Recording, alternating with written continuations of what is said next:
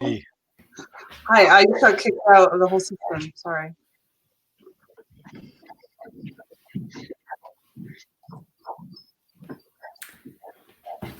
Okay, well, I'm just going to let it a few more minutes just to see if we get a few more participants on. Well, not a few more minutes, 1 more minute, and then we'll go from there.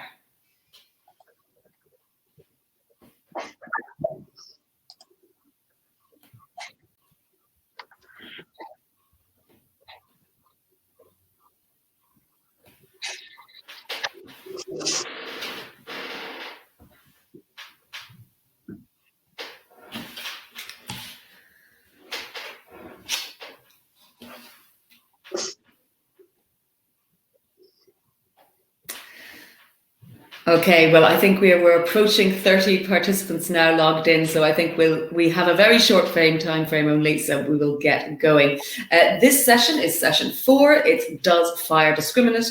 A social justice approach to fire safety. I'm Jennifer Baker. I'm the moderator. My main job is to try and keep everyone on time. We have got 3 great speakers for you. If you've been in the other sessions, you know how it goes. You can use the question icon over on the left of your screen. If you see where the 3 dots are, click that, click the question icon, and that's where you can put your questions, and I will endeavour to get as many of them, although be warned, we are tight for time, to our speakers as possible. So please do try and keep the questions concise and let me know to which speaker they're directed, or if they're directed to the whole panel as well. I will see those. Everybody won't see them, but I will see them and try and bring them together and put them to our panelists. So with that, I'm going to remind all speakers to mute their microphones and their videos when they're not speaking, and I will get you all back in together at the end. But we will start. Daniela, you could have kept yours on because we're going to kick off with you. Daniela Antonellis, who is the founder and executive director of Kindling, a non-profit with the mission to tackle fire safety inequalities. The floor is yours. Give us your presentation. Thank you. Hello, everyone. It's very nice to be with you virtually, at least today. As she was saying, I'm a fire safety engineer. I started my career with Tyco, now Johnson Controls, working on fire testing and innovation of sprinklers. And then I spent the past 6 years working with Arup on diverse building and infrastructure projects based in the US, Hong Kong, and London most recently. And while I was working with Arup, I got to work very closely with Kenneth Wynn, so I'm really happy to be in the same session as Kenneth today. And we did a lot of research together on fire safety in informal settlements, resilience, and sustainable development. I'm now the founder and executive director of Kindling, a new nonprofit dedicated to supporting fire safety and improvements in humanitarian settings, emerging nations, and low-income communities.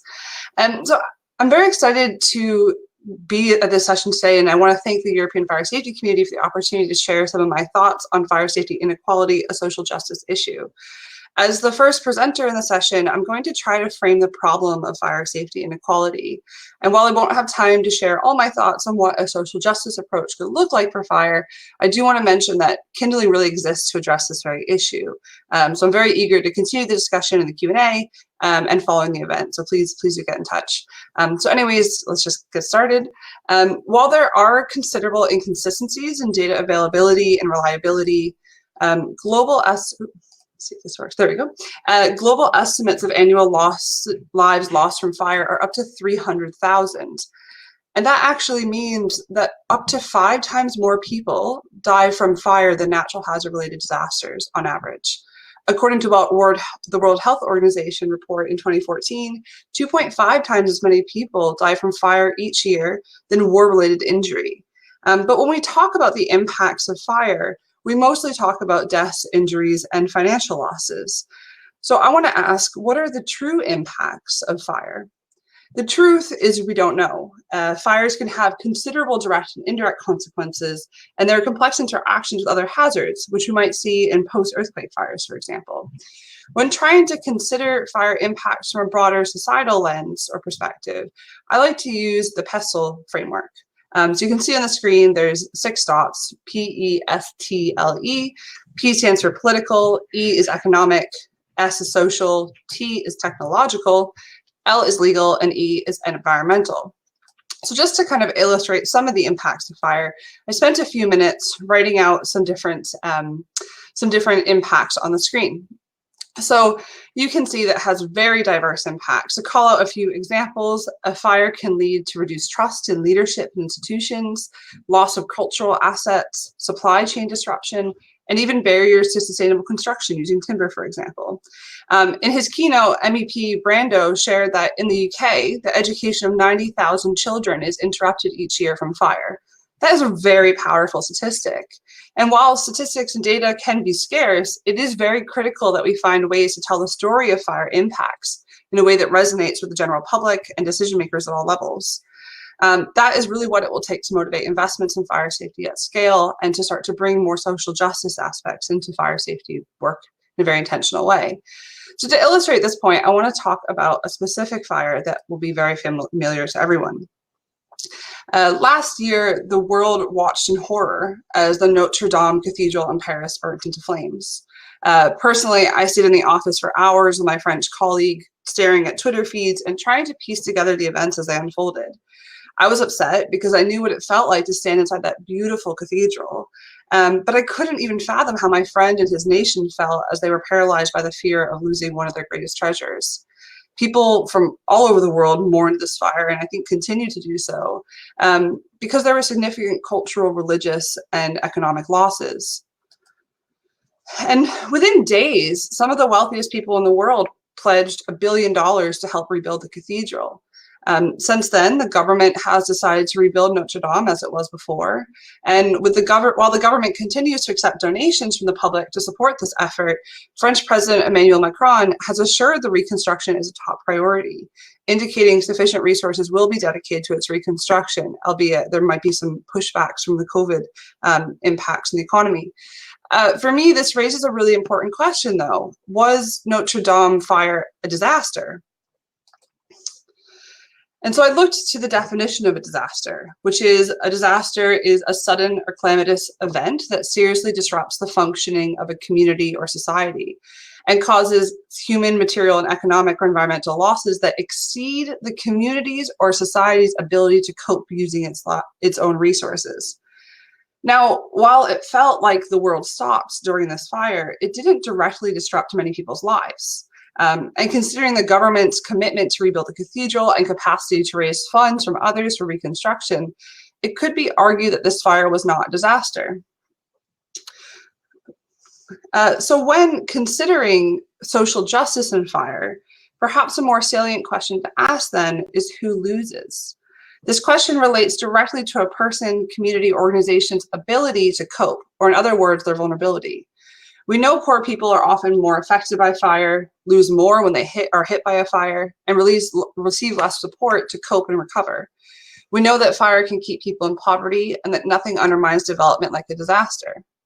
We also know that children are more vulnerable to fire, women are often more exposed in the home due to their cooking responsibilities, and that persons requiring assistance to escape during a fire are much more likely to succumb to its effects.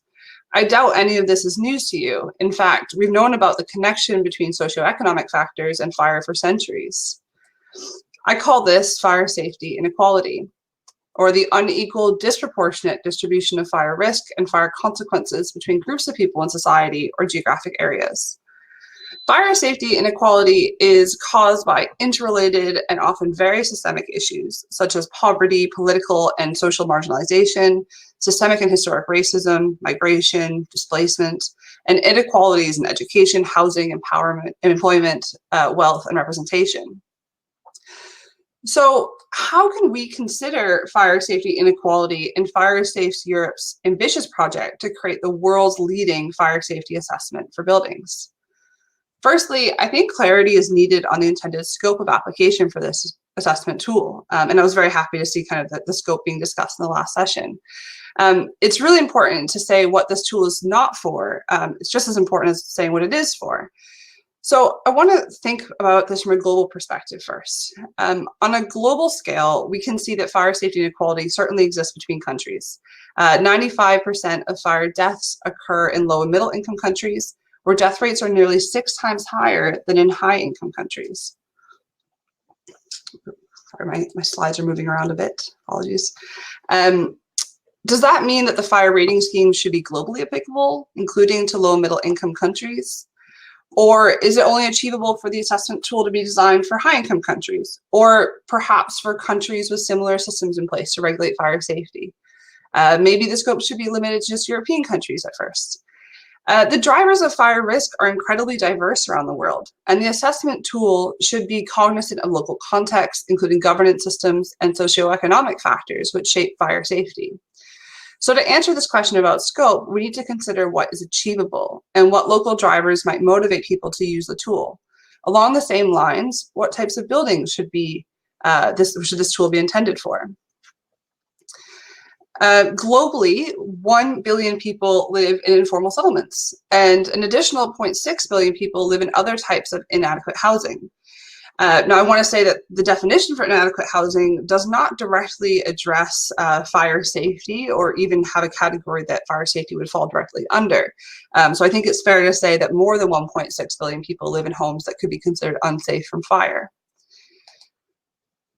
So another question arises, is the rating scheme intended to address housing stock? And if so, whose housing? What about workplaces? So the Lloyd's Register Foundation recently published a world risk poll. They surveyed 150,000 people in 142 countries to better understand risk perception. It's the largest study ever done around risk perception globally and safety. As you can see on the graph here, fire was the top perceived safety risk at work. This is excluding trips and falls. And workplace fires are prevalent in many different parts of the world. Such as factories in Bangladesh, which is an example I want to use because many people might be familiar with the Alliance and Accord schemes that happened following a terrible fire and structural collapse in 2013. And this is a photograph from a building that collapsed post-fire in Bangladesh. So my question is, will the rating scheme be designed for factories or perhaps buildings in a supply chain that cross international borders, where the companies might even be based in Europe, for example? I suppose my point is that clarity is needed on what types of applications this tool is intended for, and it's really great that we're having this event today to have this conversation. And while we should be considering social justice within any building assessment, I think the bigger question is, what buildings are we assessing in the first place? I also want to touch on the importance of legitimate processes, both for the process of developing the tool and for the application of the tool to specific buildings later on once it is developed. MIT professor Lawrence Vail specializes in the politics of resilience, and he boils down equity and legitimacy considerations to 3 simple questions: who pays, who benefits, and who decides? When considering equity, we should be asking ourselves who pays and who benefits. We know that fire risk and fire consequences are not evenly distributed throughout society, hence fire safety inequality. If we want an equitable approach to fire safety, we need to acknowledge the structural drivers of uneven vulnerability and try to counter them by focusing on reducing vulnerability to fire of the most disadvantaged. When considering legitimacy, we should be asking who decides. Legitimacy is really about the inclusiveness of the process, and participation should not only be reflective of decision makers' desires, but also the desires and needs of those who might be affected by those decisions. So for the fire rating scheme, this means that development of the tool itself needs to be inclusive, as well as the process to apply the tool. And the extent that these processes are accountable, transparent, inclusive, and open will directly impact how equitable the outcomes will be. I want to share this quote from Professor Greg Bancroft from University of Hull upon his reflection to the Grenfell Tower fire. He said, "We need more than just fire safety. We need fire justice and a culture which takes stock of the fact that it is the poor and most disadvantaged who die in disasters." Finally, I want to make one last point. Addressing fire safety inequalities is not just a matter of public health and social justice. It is a matter of economics and resilience. Whether contributions are acknowledged as part of the formal economy or not, communities that suffer from fire safety inequalities often form the backbone of our economy. Society relies on them, so their vulnerabilities can create weaknesses for the rest of society through supply chains, transportation networks, waste management, and more. Today's pandemic makes this clear. It reveals how deeply we rely on workers we often overlook. delivery workers, maintenance workers, grocery store clerks, warehouse workers, truckers, nurse assistants, childcare workers, home health care providers. These are not the best paid or most honored workers, but now we see them as essential workers. I think some very powerful words from Michael Sandel, a professor at Harvard University. So with that, I'll close. I want to, again, thank you for your time and attention. I look forward to the discussion and the Q&A. And please do get in touch if you would like to discuss anything further offline. Thank you very much, Danielle. Of course, we have the chat function here on this session, and as well as that, we will be able to distribute the slides afterwards if people need a closer look. So let's ask our second speaker, Birgit Messerschmidt, who is Director of Applied Research, National Fire Protection Association, responsible for fire analysis and research. Birgit, I'm going to head straight over to you and let you give us your presentation. Thank you so much. Hopefully you can all hear me. Yes. Perfect. So first of all, thank you to the community for inviting me to give this presentation today. I'm really excited to share some of the work that we are doing at NFPA related to poverty and fire risk. And then, of course, I can see I need to apologize because I was the only speaker, it looks like, who did not use the template that was given out to the speakers. I apologize for that. So you got to suffer through my standard template here. So let's get into it and see if I can figure out the controls. Nope, that was the wrong way. Let's try the other way. There we go. So I'm going to talk about a study that's all based on data here in the US. And so first I'm going to start talking a little bit about the US fire problem. So if we look at the number of reported fires and civilian fire deaths, these have declined steadily over the last 40 years, as you can see in these three figures. On the left is the number of reported fires, in the middle, civilian fire deaths per year, and on the right is the estimated fire loss per year, which seems to have taken a little bit of a different route, which might have something to do with us putting more and more stuff in our buildings. But if we look at, there we go. If we then look at it a little bit differently, so we've been successful in reducing the number of fires, but if we look at the number of fire deaths we have per 1,000 fires, that then suddenly becomes a different picture. So apparently we are good at reducing the number of fires, but when the fires happen and are big enough to actually be reported to the fire service, then your risk of death is as high, if not higher, than it was 40 years ago. And there's much more on this in some of our studies. I'm not going to go into detail with this, but I want to bring it up because it really shows the importance of being able to reduce the number of fires. So how does that then reflect when we go in and look at poverty? So this here, and I'm having to present a study that I actually didn't do myself, but people on my team did. The main researcher on this was Rita Fahey, our applied research manager, and Radhika Maheshwari, a data scientist in our data and analytics group. And what they did was that they took the NFIRS National Fire Incident Reporting System data, geocoded them so we could see how many fire incidents were in different areas, and then looked at data from the US Census to see how many people were living under the poverty level. So these two pictures here are from Cook County, Illinois. That's around the Chicago area. And on the left is the percentage of people in poverty or under the poverty level. The darker the shade in the picture, the more people are living in poverty. And to the right is the fire incident rate. And again, the darker the color, the more fire incidents that are seen in that area. And you can see there's a fairly decent overlap between the two.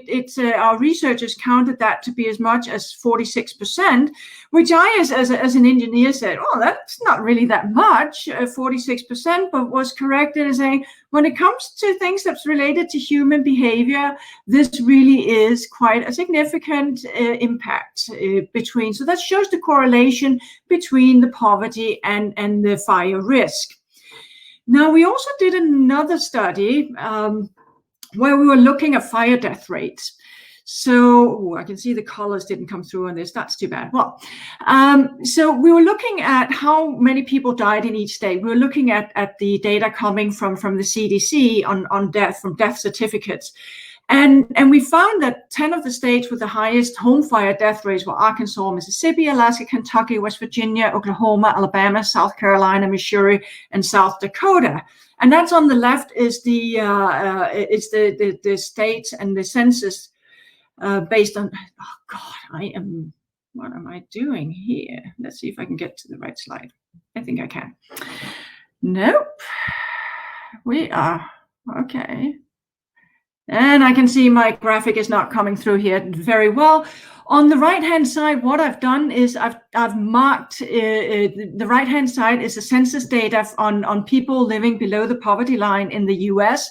And those black marks that we've drawn around there are the same states that also had the highest number of fire deaths. And you can see again, there is a fairly good overlap between those states that have many people in poverty and those people that have a large amount of fire deaths. So the data is definitely pointing us in that direction. So the next step of our study was to look at existing research that is in this area. So there's a lot of research out there that are linking the poverty level and fire risk. And one of them here is from Carb et al. That really shows that fire death rates increase steadily with increasing the percentage of county population living below the poverty line, which we just proved as well with the data. And also in 2012, the death rate in communities with 20% more below the poverty lines was as much as 5 times higher than in communities with less than 5% below the poverty line. So again, we see the link. Continuing on to some other research on this is the risk of injury in a home fire is 8 times higher in lowest income census tracts compared to higher income tracts. That's a study by Istri et al. In 2001. And a study in Philadelphia found that older housing, low income, proportion of vacant houses and ability to speak English were significant predictors of fire injuries. So as you can see, there's quite a bit of research proving that there is a link between fire risk and poverty. So what we then did was we went in and looked at some specific examples of fires. And you know me, I like to normally put a lot of photos in my presentations, but for this one I didn't. This is too somber to have pictures of. So I'm just gonna, and I'm not gonna talk to any specific incident, but more sort of summarize of all the incidents that we're looking at. At NFPA, we have what we call the Fire Incident Data Organization System, where we're looking at significant fires or fires of interest, where we then collect more data from the fire departments. And we went through some of those, looking at those where we could see that it was from a poverty, a fire that had happened for people in poverty. And here are some of those things that are common denominators in these fires, having to do with heating. You know, it really is something like stovepipes. You don't use the insulated stovepipes, you use the cheap steel ones. They might have rusted through. You repair them, you bring them through a wall that's made out of wood or other combustibles, and that is such a high risk for a fire start. It's even such as homemade wood stove out of steel barrels. It is use of cooking equipment to heat the home. And not unusual if you don't have any other, at least I can put on my gas stove and get some heat in the house. It, related to electrical things, illegal connection to the grid. So you've had your power cut. So I go out and I connect illegally to the grid, totally creating a hazardous situation for my own grid in the house. Overuse of extension cords.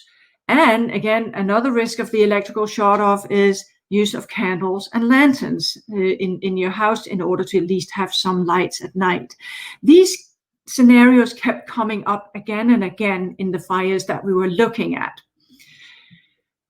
And other contributing factors, no working smoke alarms. In a lot of places there have been a push towards installing smoke alarms in buildings, but a lot of those had either been taken down because of nuisance alarms from cooking and so on, or the batteries had never been replaced when they ran out after a while. Another unfortunate, very common scenario is also children left unattended. You know, a lot of people are working poor, even in this country, and if you can't have somebody come and look after your children and you have to go to work, that can create such a risky situation for those children alone. There's a lot of tragic examples of that. And last but not least, substance abuse, of course, is also part of the challenges that we see. So closing all of this, what is it then with this? Well, basically, safety becomes a low priority when it's difficult to meet basic needs. If you're cold, if it's freezing cold, you're more concerned about staying warm in your house than you are about the fact that you're creating a safety hazard. You have that thought, it will be okay, it will be okay. But sometimes it isn't. And then one that I think is really important for us to think about in this group here, and that is trickle-down fire safety does not work, just like trickle-down economics doesn't. Improving high-quality codes and standards actually has no impact on fire risk that is linked to poverty. It doesn't make a difference. Those people will still have to make these choices because, again, safety becomes a low priority when you want to meet a basic need. So we can make as fancy codes, as high-level codes, they will not trickle down to this group of people. So the challenge is to address the fire problem, whether or not the poverty problem is solved. Yes, I would love for the poverty problem to be solved, wouldn't we all? But we do need to solve the fire problem, and it's linked to solve the poverty problem, but we cannot wait on solving the poverty problem first. So we here as a community have to find a way where we can start to solve this fire problem in the poverty areas as well. And that was it from me. Thank you very much, Birgit. And I will remind our audience that the speakers will take your questions in the Q&A section after their presentations, and you can already send those questions in. There is a Q&A option in the panel to your left as you look at the screen. It's under the 3 dots. Just use the question mark icon. With that, we will go over to our final speaker. We have Kenneth Wynne, Chartered Fire Engineer and Associate Director at ARP, in fact, the European Skills Network Leader for ARP Fire. Kenneth, take it away. Thank you very much. And like the other speakers, I'm really glad to be here today and really glad to take the opportunity to talk about this topic.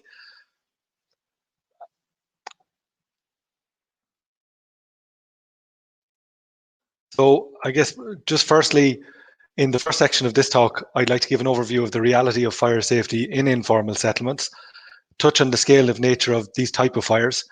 Then I'll briefly run through the framework and its structure and give some examples of its application.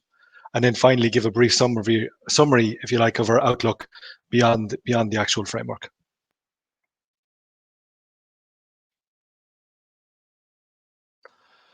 So firstly, when I speak about informal settlements, I mean slums, shacks, refugee, IDP camps, where over, as Danielle touched on earlier, 1 billion people are living today. And there's a wide variety of complex drivers that lead to the development of informal settlements, such as economic migration, displacement caused by conflict, and climate change.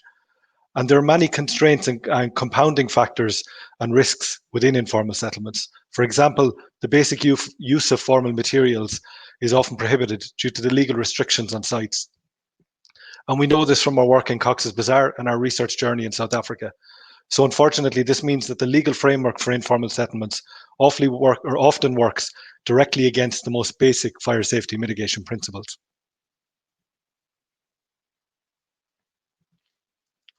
And in informal settlements, the simplest action of a child knocking over a candle or stove can have devastating consequences. And we touched on energy poverty and the use of open flame sources already in the earlier talks. And it can effectively consume their home in minutes and communities within hours. And this is compounded by day-to-day issues such as energy poverty and open flame sources, which are both commonly used. And there's sadly so many examples to illustrate the scale of the problem, some of which I'll run through here. And this image here is a clear example of the dangerous reality faced by informal settlement communities in this regard. This is an example of the destruction caused by an informal settlement fire in Bangladesh in Dhaka in 2018, which destroyed more than 8,000 dwellings. And these incidents are sadly rarely reported in global media.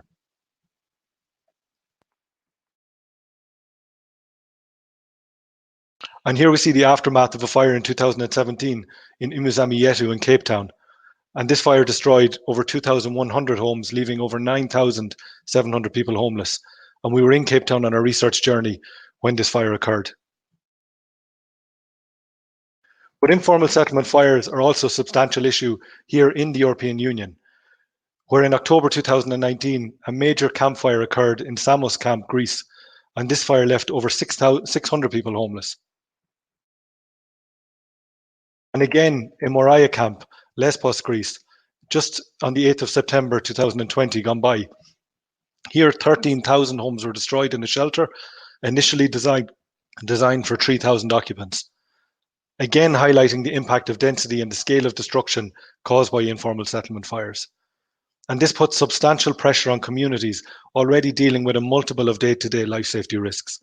And this is a camp where overcrowding, violence, and social tension are already major life safety risks. So I think it's really clear that this is now a major issue within the European Union, and action needs to be taken to support fire safety risk reduction measures for those dealing with a multitude of competing risks.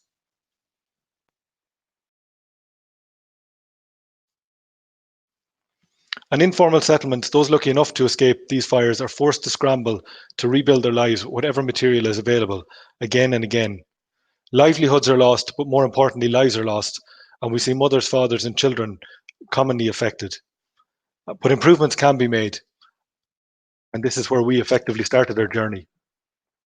In 2018, we developed and published a framework for fire safety in informal settlements to help create a safer and more resilient informal settlement community. We started our journey in South Africa, where this framework was a result of 3 years of research. The framework provides a structured way to approach fire risk reductions, and we're incredibly grateful to all the stakeholders in South Africa, from local community to local government, for supporting our research journey. And in the following slides, I'll just run through the framework and its structure. In doing our research, it was clear that there's a range of underlying contextual factors which need to be placed at the center of the framework. These were sociocultural, including cultural beliefs about fire and attitudes towards risk; economic, including vulnerabilities brought about by economic limitation, such as access to food, healthcare, and education; and political, the relationship between political stakeholders and also the political will of local government to support investments. The framework was then organized around the disaster cycle. This is commonly used for natural disasters such as floods, earthquakes, landslides, and even wildfires. The disaster cycle has 4 key stages: mitigation, including measures to prevent or reduce the likelihood, severity, and consequence of fire; preparedness, including strategies and training that influences and informs stakeholders; response, including actions taken during a fire incident to save lives, protect property and critical infrastructure; and finally, recovery, including actions taken in the aftermath of a fire incident. And there were a wide range of physical and social aspects which needed to be considered to improve fire safety in informal settlements. We concluded on 12 key aspects within the framework, and these are outlined within the actual framework. The fire safety aspects can then be considered at different scales and by stakeholders at each of these scales. There were three scales which we considered. These were household, community, and city. And as mentioned earlier, these scales are considered within 12 key fire safety aspects. And we've mapped each of these aspects within the disaster cycle under mitigation, preparedness, response, and recovery. These aspects were within mitigation: natural disaster, built environment, and cause and catalyst. We had preparedness and training. We had awareness and training and planning. And we had fire safety preparedness. Each of these were actually sit under preparedness. Communication, evacuation, and firefighting all sat within response. And finally, we had wellness and support, lessons learned, and reconstruction, each sat within recovery. And here's just an example of the actual use and implementation of the framework. A little look in more detail on how it's communicated on a page of mitigation. which provides a useful guide on the practical risk reduction measures which can be taken at each scale. Just to touch maybe on the application and use of the framework. Cox's Bazar is one of the world's largest refugee camps located in Bangladesh, and is a result of the 2015 Rohingya crisis, where over 860,000 people live and reside today. And we've recently been engaged by IOM, who are the International Organization of Migration, to review camp layouts in Cox's Bazar. And here the framework has been directly applied to temporary healthcare facilities within the camp as a result of COVID-19. And this is an incredibly complex challenge, as is any low resource or any temporary COVID setting, where HDU and ICU patients need careful consideration. And therefore the emphasis on mitigation and preparedness are critical. Oxygen-rich environments, the provision of oxygen storage are just some of the high-risk features which need to be considered. This is just a graphic example of the development process of fire safety features which are being embedded within the camp setting. And this is being done in conjunction with actors and stakeholders on the ground and our own international development team. And having the different levels within the framework of city, community, and household allows us to understand where the focus of engagement actually needs to be. And that's just to touch on maybe some of the very simple outlays that we provide in terms of giving practical advice to technical and non-technical audiences. So that's effectively the start of our journey on the actual development and implementation of the framework. But I suppose where next? We think it's important to continue promoting the use of the framework within the humanitarian and development sector, advocate for awareness of fire safety within these sectors, and need for our own sector to be more front and center of decision and policy making. So we're seeing, unfortunately, there's way too many fire engineers and people with their background front and center at the table when key policies and key decisions are being made. Progress and support the development of practical and well-considered tools that are accessible to a technical and non-technical audience for use on the ground. And I think broadly, a global shift is really needed in our industry with respect to how we see and think about informal settlements. And by this I mean an acceptance and acknowledgement of informal settlements being a family and community setting, where over 1 billion people reside today. And that's really 1 billion people who are faced with inadequate and unacceptable access to basic fire safety. And I think this really speaks strongly to our theme today of social injustice and fire safety, where substantial investment is still needed in informal settlements, both within and outside of the EU. Thank you for listening. And there's some links there if needed to the various documents. Thank you. Thank you very much, Kenneth. Do stay there, and we will ask Birgit as well as Danielle to switch their microphones and cameras back on. I'm seeing some questions coming in our question function, so we'll see if we can whistle through a few of those before we go to the polls.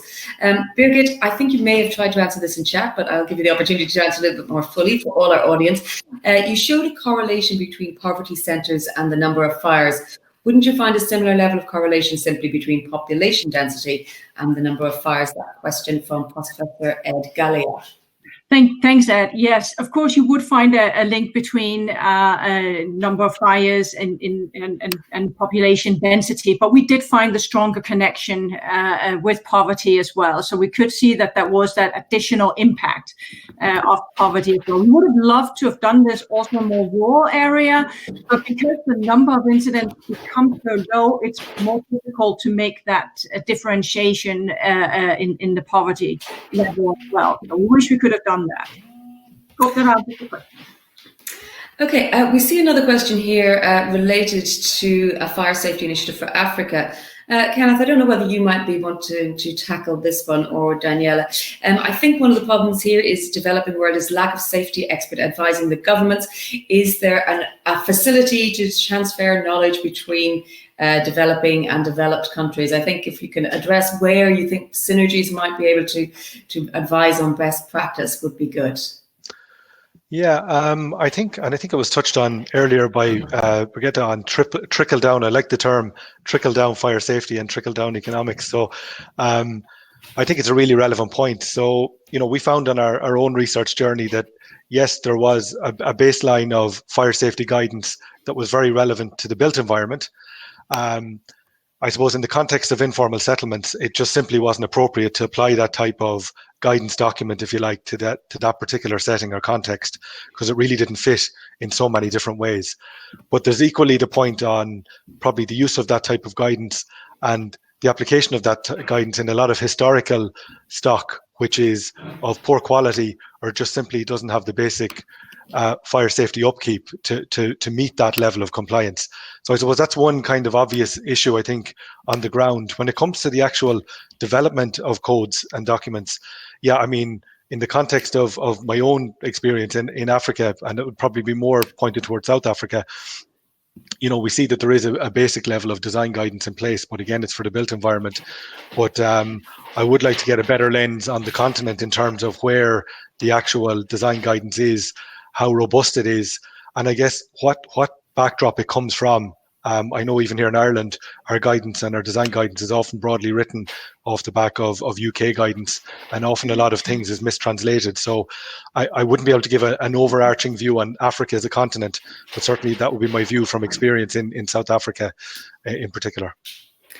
Daniela, your presentation, you stressed the fire rating scheme that needs to be accessible to people, and I want you to give us an idea. How do you make things accessible, particularly for certain parts of society that might not, or that might be the ones you want to reach, but that it's difficult to get to?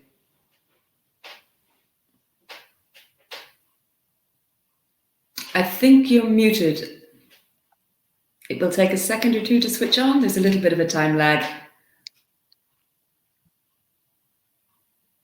There should be a little green dot beside it if it's on.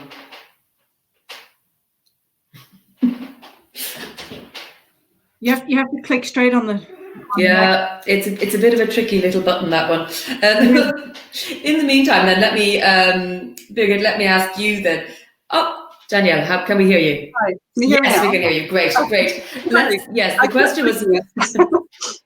Well, you know, that's accessibility as well. So, you know, tell me about making fire safety rating schemes accessible to everyone. Yeah, I mean, it's certainly, there's no one size fit all approach, I think, to this. When we're talking about fire safety, and in particular certain groups that are negatively impacted by fire, you know, engagement is probably one of the biggest challenges. And, you know, of course, for engagement with the general public, you can use platforms like this and other, you know, media and social media to give messaging out. But the important thing is the feedback loop back, right? So it's not just about giving messages, but listening. And that can, I mean, I think we need to start to invite other practitioners into this conversation, because as much as, you know, fire engineers have done this, or firefighters would have quite good experience with this, there are social scientists and others that specialize in how to engage different groups. So things like focus groups or surveys that are really asking for people to share their perspective is really incredibly important. Now, for the rating tool itself, you know, that's quite a big question, depending on what the scope of application is going to be for the initial tool. So I think I suppose in my presentation, I was really trying to stress that the process is legitimate and inclusive. Once the scope is kind of refined, then you can look at what are the key stakeholders to engage and what is the best way to engage with specific stakeholders. Then it's a kind of local question, really. Okay, I'm conscious that I don't want to keep everybody late for the closing session back in the main room. So we will go quickly now to the polls. The first question is a straight yes or no question. Do you believe that looking at fire safety from a social justice perspective is important? That is a no or yes question. And I'm going to put my money on everybody voting yes. Since if you've come to this session, that's what you probably think. Let's have a look here at a couple of seconds so you can vote and submit your vote just below. Do you believe that looking at fire safety from a social justice perspective is important? 100% of everybody who voted in this session said yes. I'm not surprised. Social justice, however, is the next question. Social justice should be integrated when collecting and analysing data, building models to represent real-life conditions, and establishing regulations on fire safety. So, I mean, you're only allowed to pick one of those. I'm sure if we had the option, all of the above, people would select that. And we will give you a few seconds because I see people are voting very quickly at the moment.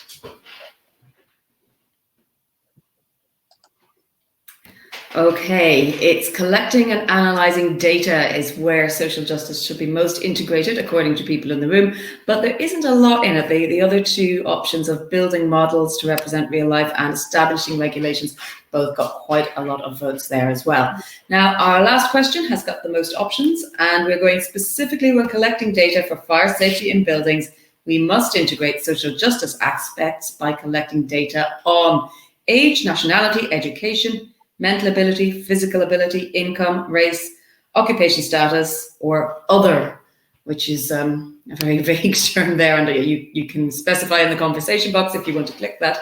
But if you can choose from one of the others, we will be able to see in real time what people actually think is most important. And I think that feeds on nicely from that previous question where people did think that social justice should have been taken into consideration when assessing data in particular. So where are we? So a lot of options, so people have to choose between a lot of things. Okay, very few people are choosing other, so that's quite good. Race and occupation status also pretty low on the list. Education, nationality also low, age moderate, but I think it seems to be income, physical ability, and mental ability, all there up around 14, 15%, all getting the highest number of votes. So I think, yeah, ability and income are two leaders there. Thank you all very much. We have no time for any more polls, and thank you very much for our speakers. Thank you at home for asking questions. I'm sorry we didn't get to all of them. Time was extremely tight. Now, you can go back to the closing session of today's whole event. What you need to do is click on that back to the lobby, and it will take you back to the lobby, and then you can go straight into the closing session. I hope you enjoy it, and I hope you found this session's discussion interesting and informative.